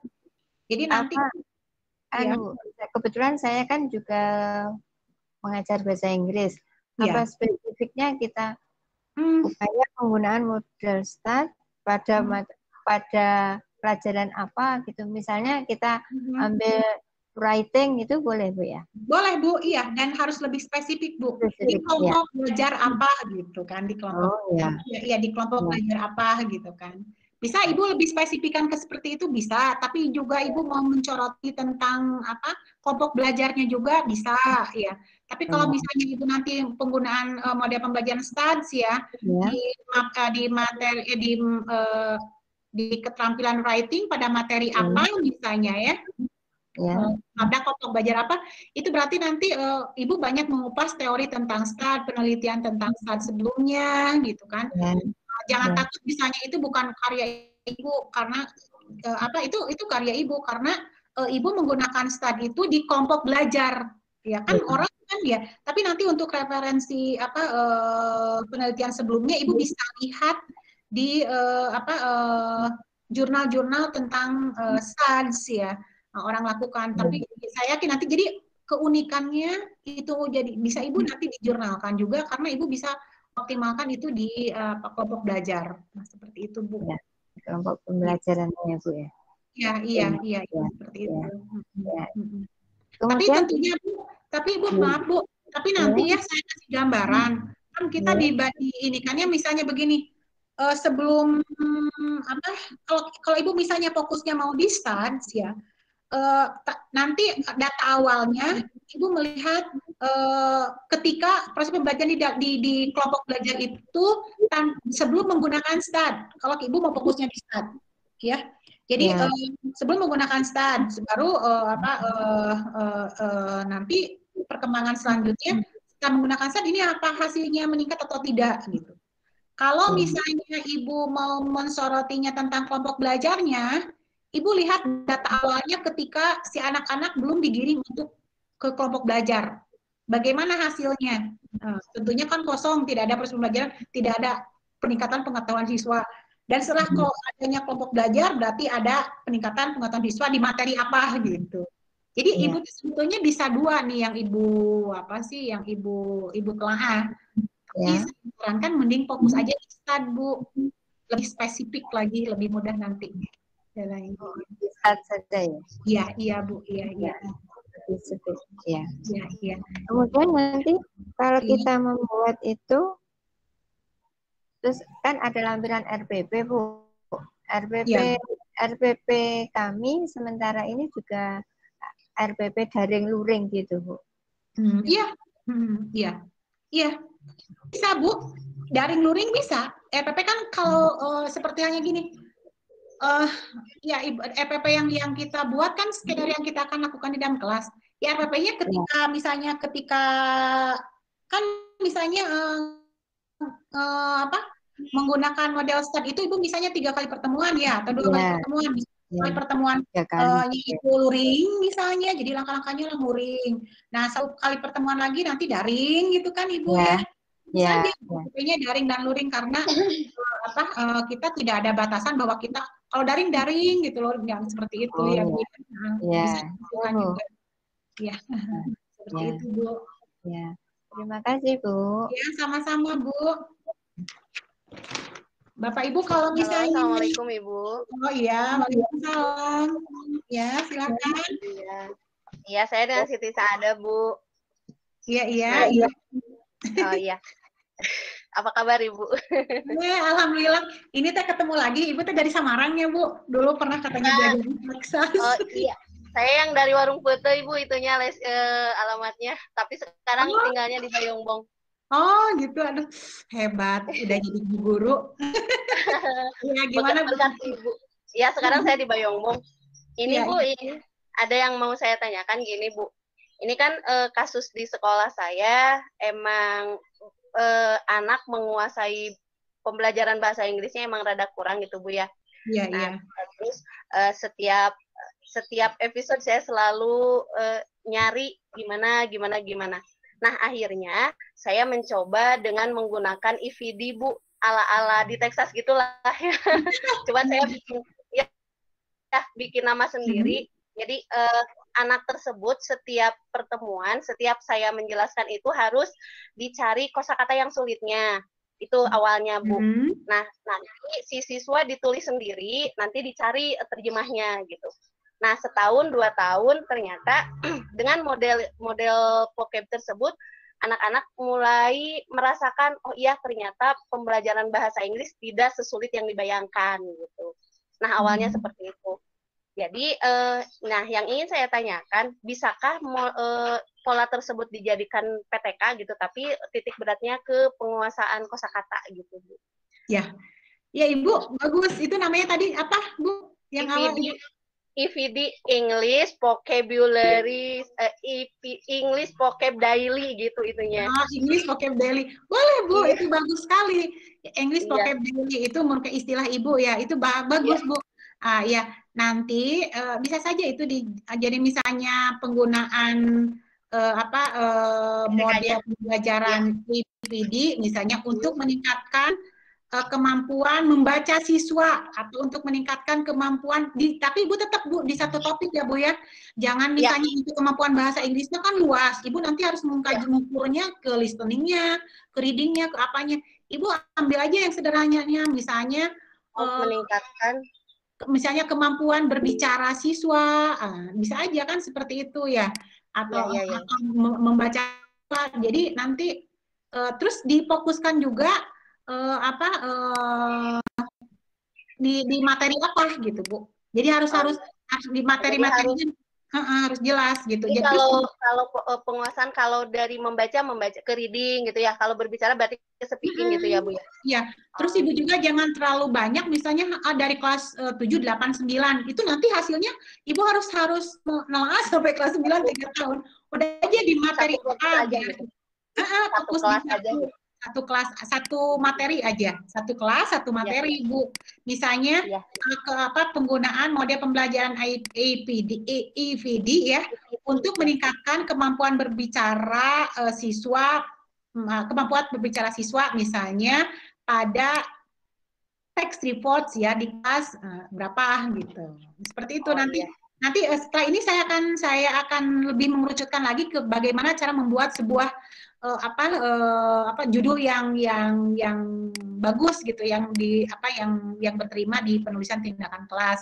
Nah, Ibu udah punya ya itu modelnya ya Bu Siti ya, udah bagus. Nanti kita tinggal diinikan lagi dengan pembuatan judul. Nah, seperti itu. Bisa Bu. Tapi jangan terlalu langkah selanjutnya saya harus gimana Bu? Kalau sudah seperti itu. Nah, kalau udah seperti itu, Ibu nanti waktu minggu kemarin, waktu itu ya Ibu, saya udah bisa mengenai judul belum? Belum ya? Nah, oke. Habis ini, saya tuh kalau misalnya pertanyaan udah habis, saya langsung bicara ke judul. Jadi, hasil pertemuan kali ini, Bapak Ibu sudah mendapatkan permasalahan dan judul. Nah, ketika mendapatkan permasalahan dan judul, nanti diharapkan minggu depan ada yang sudah membuat RPP dan langsung masuk ke kelas. Gitu ya, jadi itu. Jadi memang kita makanya saya mah kata Bu Dewi kemarin Bu, kenapa Bapak sedikit justru kita nggak lihat jumlah, tetapi kita karena menulis mah Bu, saya pikir kalau PTK itu makanya pelatihan PTK itu kan sementara ini kita hanya dengar dan kita udah bosan sebenarnya PTK eta deui gitu, itu lagi ya. Cuman aplikasinya yang kita harus disiplin itu gitu kan, yang betul-betul mau belajar aja. Ya, seperti itu ya Bu Siti ya. Oh, iya. Iya. Terima kasih Bu. Sama-sama. Gimana Bapak Ibu, ada lagi? Izin bertanya Bu. Iya boleh Bu, mangga silakan. Saya Bu Widya Bu dari Lampung. Iya. Ini Bu mau tanya, kan tadi kata Ibu minimal itu ada 2 guru untuk membantu kita saat observasi Bu ya. Iya, iya. Iya. Bagaimana Bu dengan seperti kasus seperti saya satu-satunya guru biologi di SMA saya, Bu. Ya. Aduh, maaf Bu ya. Iya. Iya. Saya satu-satunya guru biologi yang mengajar di SMA saya, Bu. Oh gitu ya Bu ya. Iya, apa saya bisa berkolaborasi dengan guru IPA lain, misalnya kimia fisika, atau bagaimana Bu? Terima kasih Bu. Ibu mapelnya apa Bu? IPA ya? IPA biologi, Bu, Oh, biologi.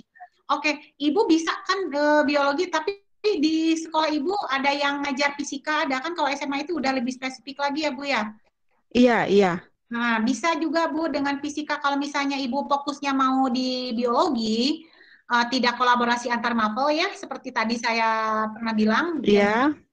Ibu bisa saja dengan guru fisika yang satu root aja Bu. Nah, itu dengan fisika, atau misalnya kalau tidak ada, Ibu boleh juga mengundang rekan yang di luar sekolah. Boleh seperti itu Bu. Nah, boleh seperti Oh, itu. iya, Bu. PTK itu boleh saja orang di luar sekolah bisa juga kita dijadikan sebagai apa tim. Boleh saja Bu, Iya. tidak karena apa yang kalau misalnya fokus di satu mapel nanti kan kita outputnya refleksi untuk refleksinya Bu ya. Artinya kita melihat nanti kan kita melihat mengkaji proses pembelajaran yang kita laksanakan di dalam kelas kan Bu ya. Nah, itu apakah itu masukan-masukan dari rekan itu yang penting gitu. Kalau satu mapel itu penting. Jadi nggak apa-apa Ibu mengundang teman yang di luar sekolah juga tidak apa-apa gitu Bu. Tapi misalnya, aduh di luar sekolah aja udah ini, minimal 2 orang aja Bu. Dan 1 orangnya di luar mapel untuk mengkaji misalnya metodologinya atau apanya bisa Bu. Seperti itu. Oh, berarti 2 orang dari luar boleh kita undang Bu ya untuk biologi.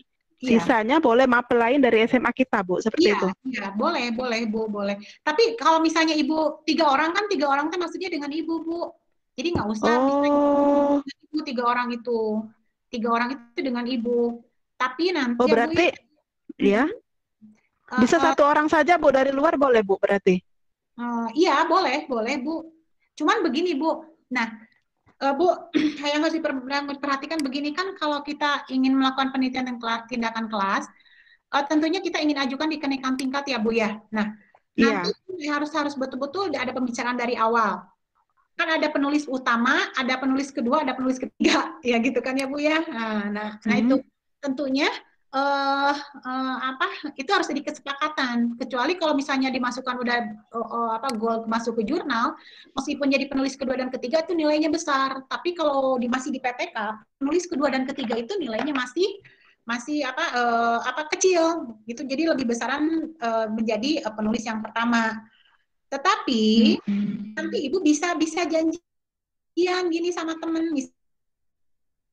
misalnya oke, semester ini saya mau bikin PPK, saya yang menjadi penulis utamanya dengan materi ini, menggunakan tadi misalnya metodenya ini. Di semester, atau misalnya di semester tapi saya penulis utamanya. Nah, di semester kedua, di semester selanjutnya, teman Ibu misalnya menggunakan metode yang sama, tetapi di kajian yang lain. Misalnya di materi yang lain, Bu ya? Materi yang lain. Nah, dia yang jadi penulis utamanya, Ibu yang jadi, karena yang penulis ketiga juga sama gitu. Jadi karena nanti outputnya kan di PTK untuk kenaikan tingkat ya Bu ya. Jadi kenaikan tingkat ya Bu ya. Kecuali kalau udah dijurnalkan, itu mah meskipun penulis dan ketiga itu nilainya besar. Seperti itu Bu. Ya, jadi iya, Bu. juga dengan teman gitu. Kalau misalnya ini jadi penulis kedua, seperti buku juga seperti itu Bu, sama. Jadi nilai penulis kedua dan ketiga itu nilainya beda dengan penulis utama. Tapi kita bisa saling bantu gitu kan. Nanti kita bantu dia gitu kan, dia yang nulis laporannya ya kan. Sementara ini kan kan kita misalnya teman Ibu ngebantu Ibu nih melakukan observasi, refleksi dan segala macam diskusi. Ibu sebagai penulisnya. Nanti di semester selanjutnya Ibu yang bantu dia gitu kan. Tapi tetap aja kajian teorinya itu ini, tapi beda materinya gitu.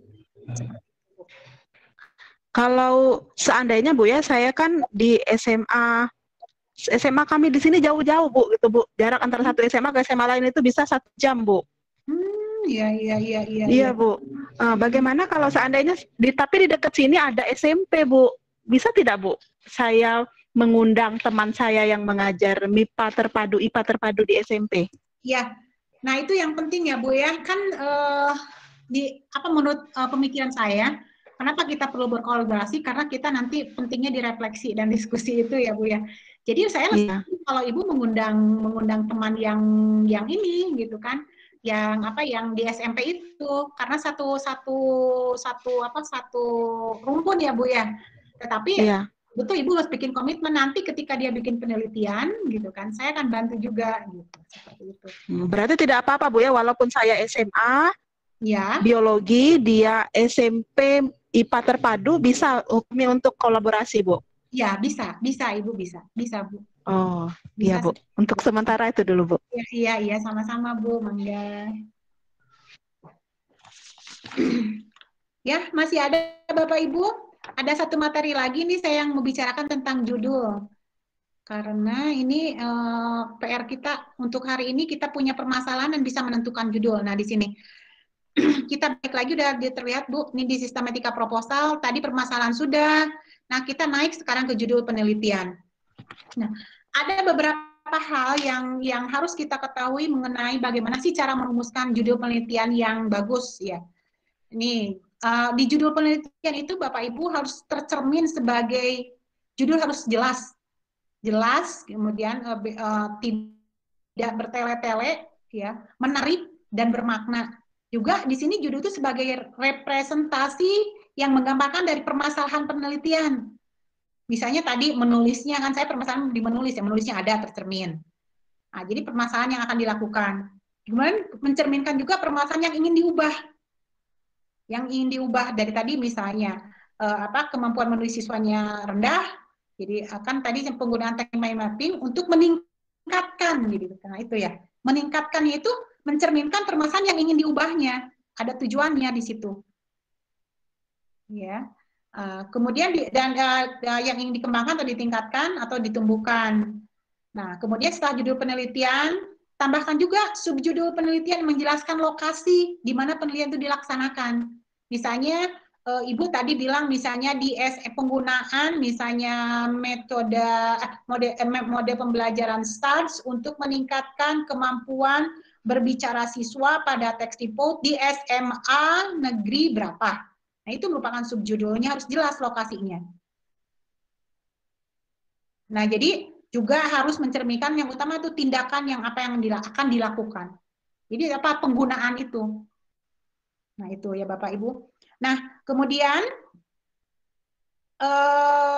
melalui judul penelitian setidaknya terdapat variabel apa yang dipersoalkan. Misalnya tindakan apa yang akan dilakukan. Itu. Misalnya bisa saja Bapak Ibu judul penelitian itu diawali dengan aktivitas.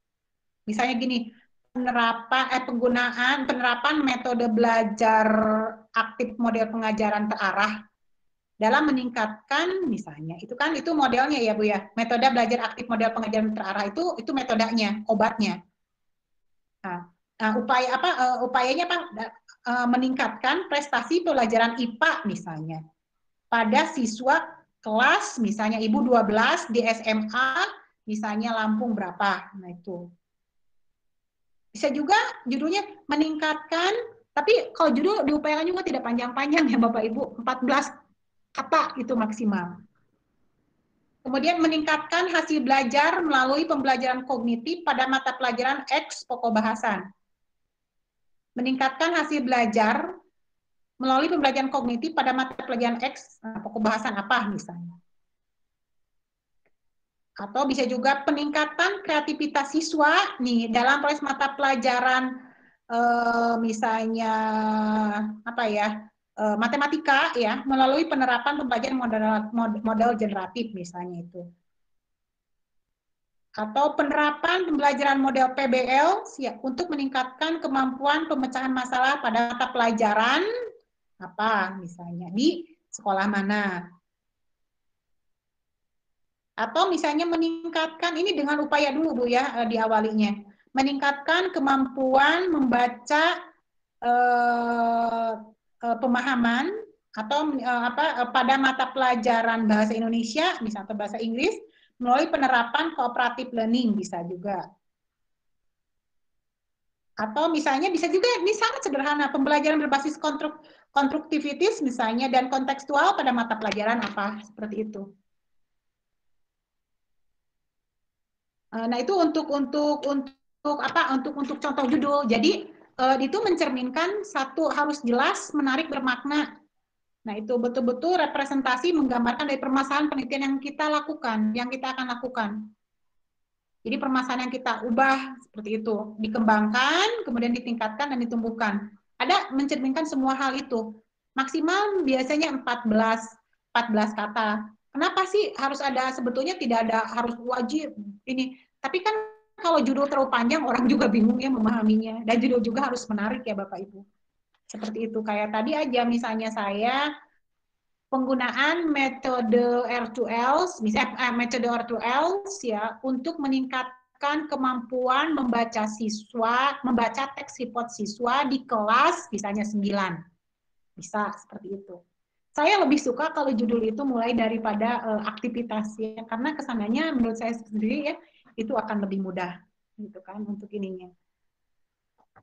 Misalnya meningkatkan ya, gimana Bu? Halo? Ya, hello, Batin. Iya, gimana Bu? Ini Bu, sebentar saya mau mengingatkan pada peserta untuk mengisi daftar hadir ya, yang saya bagikan di kolom chat Bu. Jadi daftar hadirnya saya bagikan di kolom chat di Google Meet ini, silakan dibuka supaya nanti kita bisa membentuk grup baru yang lebih ini sesuai permintaan Ibu tadi. Iya, baik Bu Dewi. Nah, ini kan kita di berapa orang nih Bu Dewi? Gimana Bu? Kita cuma berapa orang nih? Ada 21 orang. Tapi 20. ini saya pakai 2 device, Bu. Ada 2 device. Iya. Sekitar 18 orang. Ibu pakai 2 device ya, Bu? Saya satu.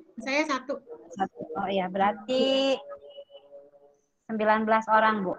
19 orang. 19 orang. Nah, gini Bapak Ibu, setelah saya barusan memberikan gambaran tentang judul, silakan ada yang menanyakan dulu Bu, atau Bapak Ibu mengajukan nih kira-kira judul saya begini gitu kan.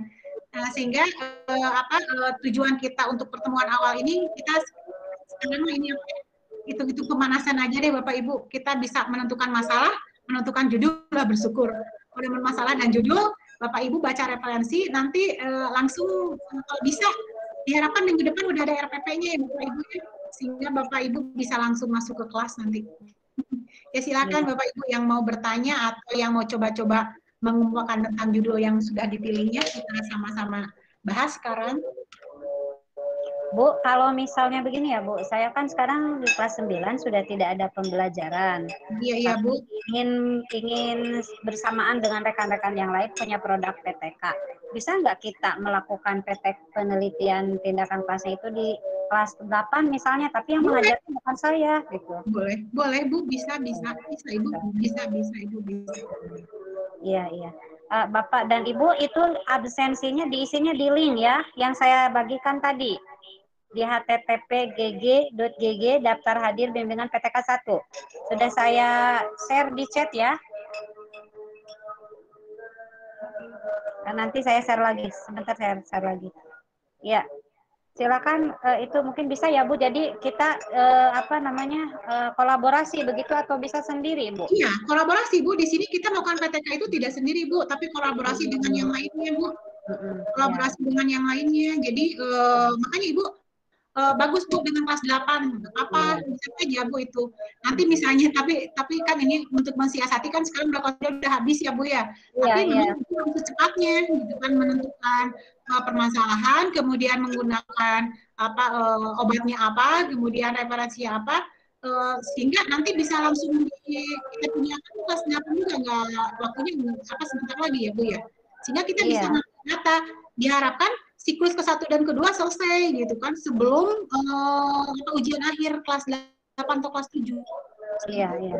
Dan di setiap siklusnya Bapak Ibu ya tidak ada aturan bahwa siklus itu berapa kali pertemuan tergantung kebutuhan aja. Kita sederhanakan aja Bapak Ibu, untuk siklus pertama misalnya 2 kali pertemuan atau 3 kali pertemuan. Siklus yang kedua jadi 1 kali pertemuan atau 2 kali pertemuan. Yang jelas siklus kedua itu boleh lebih sedikit daripada siklus pertama, karena siklus kedua itu upaya untuk memperbaiki kekurangan di siklus yang pertama. Ya. Jadi di setiap siklus itu materinya masih yang itu-itu juga? Iya, materinya harus itu-itu juga, dan metodenya juga harus itu-itu juga, Bu. Karena kalau misalnya metode atau modelnya kita rubah, itu nanti kita harus balik lagi ke awal, kajian teorinya juga harus beda, gitu. Makanya ketika kita setelah menentukan permasalahan dan kita menentukan obatnya dari permasalahan kita itu, kita harus betul-betul matang, dilihat jurnal-jurnal penelitian dan kajian teori yang mendukung ya di metode atau strategi atau obat yang kita akan gunakan itu. Jadi jangan sampai kita udah di tengah kita jadi balik lagi ganti metode, itu berarti ganti lagi nanti treatment dan segala macamnya ya. Jadi kita harus kuat aja dari awal, Bapak Ibu. Ini saya tuh tadinya ya hari ini teh mau mengirikan template ya, tapi nanti template sebetulnya sih template dari pendahuluan dan segala macam saya udah ada ya. Jadi Bapak Ibu nanti tinggal isi aja, disesuaikan dengan tema Bapak Ibu ya. Untuk mempermudah Bapak Ibu, nanti kan dari awal itu ada kemudian ada legalitas dan segala macam. Nanti tinggal Ibu isi-isi aja sesuai dengan masalah Bapak Ibu, lebih mudah. Tapi kayaknya ini kalau saya langsung kasihkan ke Bapak Ibu, nanti Bapak Ibunya enggak ini. Ya, saya maunya menunggu sekarang Bapak Ibu cari permasalahan, tentukan judul, seminggu ke depan baca referensi dan membuat RPP. Setelah itu saya akan hadiahi dengan template. Ya, setelah itu misalnya saya template sekarang. Jadi untuk minggu depan kita harus punya apa saja, Bu? RPP dan judul begitu. Oke, RPP, judul dan RPP. RPP dan judul. Saya harapkan kan Jumat depan ya Bu ya. Nah, hari Seninnya Bapak Ibu sudah masuk di kelas mengaplikasikan RPP-nya itu di siklus yang pertama. Minggu depan itu masuk siklus pertama. Ya minggu depan ini siklus pertama, masuk siklus kedua. Jadi ambil data dulu, keburu siswanya ini, keburu siswanya habis. Iya, terkait kolaborasi tadi Bu, apakah misalnya saya nih berencana mau kolaborasi sama Bu Supi. Bu Supi kan ada di kelas 8. Nah, apakah dua-duanya mengajar atau yang satu sebagai pemantau saja? Bagaimana? Atau dua-duanya mengajar? Iya, satu orang saja mengajar. Ibu aja, misalnya kalau Ibu menjadi peneliti utama, berarti Ibu yang mengajarnya, Bu Sufi sebagai observernya, dan dari yang juga mendokumentasikannya gitu. Atau misalnya kalau mau Ibu Sufi jadi peneliti utamanya, Bu Sufi aja yang ngajarnya. Ibu jadi observer begitu. Nah, nanti Ibu juga harus fight nih kalau misalnya itu diajukan di kenaikan tingkat. Nilai peneliti utama dengan kedua itu beda. Oh iya. Tapi nanti juga Ibu bisa gantian sama Bu Supi. Semester depan Bu Supi yang bantu Ibu misalnya. Jadi saling mengisi gitu. Iya Bu, paham. Ya, dari yang lain barangkali ada yang masih penasaran. Saya yakin ini pertanyaan akan selalu ada ya. Semakin tahu kita semakin banyak ingin tahu.